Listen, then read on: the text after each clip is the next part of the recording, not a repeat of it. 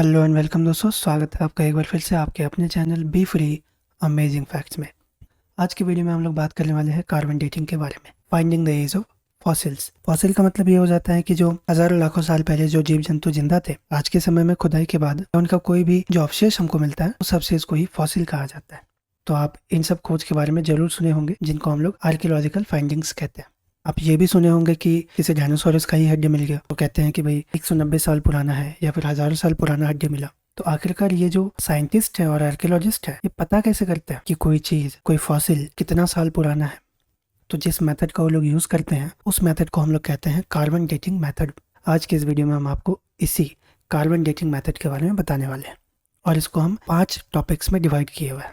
सबसे पहला टॉपिक है difference between carbon 12 and carbon 14। यहाँ पे 2 प्रकार का कार्बन का यूज होगा, एक तो कार्बन 12 और एक कार्बन 14। तो दोनों के बीच में डिफरेंस क्या है सबसे पहले हम ये बताएंगे। इसके बाद क्योंकि कार्बन 14 के ऊपर ही सारा काम होता है तो हम आपको ये बताने वाले हैं कि कार्बन 14 का निर्माण कैसे होता है। इसके बाद हम आपको बताने वाले हैं कि किस तरह से ये पता किया जाता है कि कोई भी फॉसिल कितना पुराना है। और इसके बाद हम आपको बताने वाले हैं कि इस मेथड का लिमिटेशन क्या है। और फाइनली एक एग्जाम्पल देंगे। तो आइए शुरू करते हैं। इन दोनों के बीच में बेसिकली डिफरेंस क्या है कि कार्बन 12 जो है नॉर्मल कार्बन है जिसमें कि 6 प्रोटॉन, 6 न्यूट्रॉन और 6 इलेक्ट्रॉन होता है। इसका एटॉमिक मास 12 AMU होता है। कार्बन 14 क्या है? ये कार्बन का आइसोटॉप है। नॉर्मल कार्बन में 6 न्यूट्रॉन होता है बट कार्बन 14 में 8 न्यूट्रॉन होता है। और कार्बन 14 जो है एक रेडियो एक्टिव आइसोटॉप है। रेडियो एक्टिव आइसोटॉप का मतलब ये हो गया कि हर समय जो है ये डीके होते रहता है, यानी कि हर समय इसका अमाउंट कम होते जाता है। कि half life of a radioactive atom is the time taken by it to reach half of its initial amount. कि जितना शुरू में था उसका आधा अमाउंट तक जाने में उसको कितना टाइम लगता है, उस टाइम को हम लोग कहते हैं हाफ लाइफ। जैसे आपके पास अगर 10 ग्राम कार्बन है तो कितने टाइम बाद ये 5 ग्राम हो जाएगा? वो 5700 साल बाद होगा। इसलिए कार्बन 14 का हाफ लाइफ 5700 ईयर्स होता है। चलिए, ये डिफरेंस था। अब हमारे पास अगला टॉपिक है फॉर्मेशन ऑफ कार्बन 14 एटम्स। कि ये कार्बन 14 एटम्स किस प्रकार से बनते हैं। तो अब देखिए, यहाँ पे डायग्राम से आप समझ सकते हैं।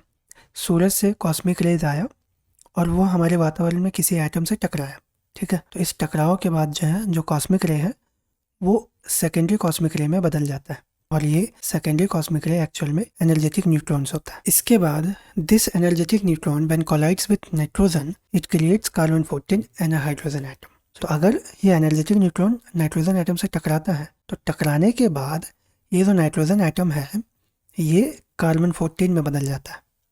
कैसे? तो इसके पास पहले से 7 न्यूट्रॉन है, एक न्यूट्रॉन इसको अलग से मिल जाता है तो 8 न्यूट्रॉन इसके पास हो जाता है और एक प्रोटॉन इसका निकल जाता है। इस तरह से इसके पास 6 प्रोटॉन और 8 न्यूट्रॉन हो गए। इसी को हम लोग कार्बन 14 एटम बोलते हैं। अब इस नाइट्रोजन से जो एक प्रोटॉन निकला वो एक प्रोटॉन चेंज हो जाता है हाइड्रोजन एटम में। ये जो हाइड्रोजन का एक आइसोटॉप है जिसको हम लोग प्रोटियम बोलते हैं।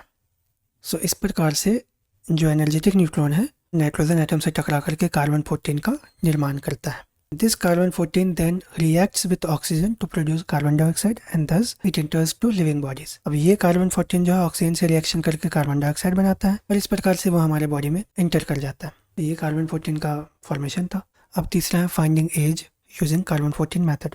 कोई भी जीव जब वो जिंदा रहता है तो उसमें कार्बन 14 और कार्बन 12 का जो अमाउंट है उस अमाउंट का रेशियो हमेशा सेम रहता है। एंड दो C14 decays continuously it's been replaced by new carbon 14 atoms. Carbon 14 जो है वो तो डीके होते रहता है लेकिन क्योंकि हम लोग को कार्बन 14 फिर एटमॉस्फेयर से मिलते भी रहता है, इस कारण से इसका अमाउंट कभी भी कम नहीं होता हमारे बॉडी में। और यही कारण है कि कार्बन 14 और कार्बन 12 का जो रेशियो है वो हमेशा कांस्टेंट रहता है। लेकिन डेथ के बाद यानी कि मरने के बाद कार्बन 14 अब तो डिक्रीज हो रहा है, वो तो कम हो रहा है। कोई भी जीव मरने के बाद में कार्बन 14 और तो लेगा नहीं, तो कार्बन 14 धीरे धीरे कम होते जाता है और इस कारण से कार्बन 14 और कार्बन 12 का जो रेशियो है वो चेंज हो जाता है। अब by measuring the percentage of carbon 14 present in the given fossil sample we can find out how old that fossil is. कोई भी फॉसिल अगर हमारे पास है उस फॉसिल में कार्बन 14 का कितना परसेंटेज प्रेजेंट है, इस परसेंटेज को माप करके जान करके ही हम लोग ये पता कर सकते हैं कि वो कितना पुराना है इस फार्मूला का यूज करके। अब ये फार्मूला कैसे बना उसके लिए एक अलग वीडियो हम बना देंगे अगर आपको चाहिए तो। अब है हमारे पास लिमिटेशंस एंड ऑल्टरनेटिव्स। देखिए, कार्बन 14 का यूज करके हम लोग सिर्फ और सिर्फ उन्हीं फॉसिल्स का एज पता कर सकते हैं जो कि आज से लगभग 60,000 साल पुराने हैं। क्योंकि इसका जो हाफ लाइफ है वो 5700 साल है। उसके हिसाब से कैलकुलेशन के बेसिस पर 60,000 साल से ज़्यादा जो है पुराने फॉसिल्स का एज नहीं पता कर सकते। लेकिन जो दूसरे आइसोटॉप्स हैं जिनका कि हाफ लाइफ जैसे कि 1.3 बिलियन है पोटेशियम का, उनका यूज़ कर सकते हैं। और भी आइसोटॉप्स हैं जिनका कि हाफ लाइफ ज़्यादा है, उसको यूज़ कर सकते हैं, जैसे कि यूरेनियम 235। इसका जो हाफ लाइफ है वो 704 मिलियन ईयर्स है। Uranium 238 4.5 billion years. सो इनका यूज किया जा सकता है, ठीक है। और इस प्रकार से जो हम लोगों को कोई भी फॉसिल मिल जाए उसका एज हम लोग पता कर ही लेते हैं, चाहे हम कार्बन 14 का यूज करें या फिर किसी और आइसोटॉप का यूज कर लें। तो अब आपको हम एक एग्जांपल देते हैं। जैसे कि कोई फॉसिल सैंपल है हमारे पास और उसमें कार्बन 14 का सिर्फ और सिर्फ 10% अमाउंट बचा हुआ है, 100% में से 10% बचा हुआ है। तो उसका एज कैसे पता करेंगे हम लोग, देखिए पूरा हम बनाए हुए हैं, आप इसको चेक कर सकते हैं। एक तो पहले हम ये फॉर्मूला लिख दिए पूरा। अब इसमें ये जो NF/N0 है, तो ये एक्चुअली है कि कितना परसेंटेज है बचा हुआ। 10% है तो उसको 10/100 लिख लिए, 10% है ना। परसेंटेज का मतलब है बाई 100 आ गया। अब ये कट जाएगा तो कट करके हो जाएगा 0.1। अब ये लिन 0.1 का वैल्यू जो है -2.302 होता है। कैलकुलेटर से आप चेक कर सकते हैं। फिर इन दोनों को डिवाइड करेंगे तो यहाँ पे 3.321 आ जाएगा और इसको फिर मल्टीप्लाई कर लेते हैं अगर, तो आ जाता है हमारे पास 18929.7। सो लगभग में हम लोग बोल सकते हैं कि 18,930 साल, यानी कि ये जो फॉसिल है जिसमें कि 10% कार्बन 14 का अमाउंट बचा हुआ है वो लगभग 18,930 साल पुराना है। सो इस प्रकार से जो है कार्बन 14 मेथड का यूज़ करके किसी भी फॉसिल सैंपल का एज पता किया जाता है। Thank you, thank you, thank you, thank you,